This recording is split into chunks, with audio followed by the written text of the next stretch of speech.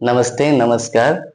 आज मैं आप सभी के बीच एक एकता मंत्र लेके आया हूँ, जो इस प्रकार है।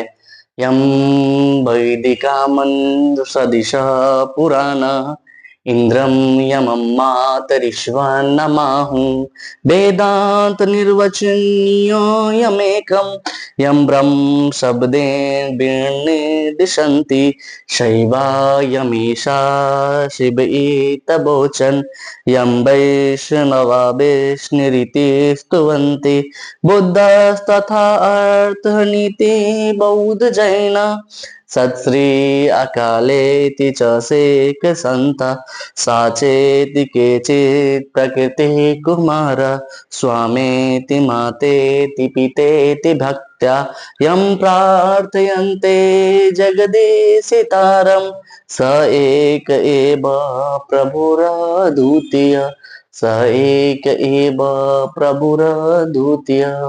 धन्यवाद।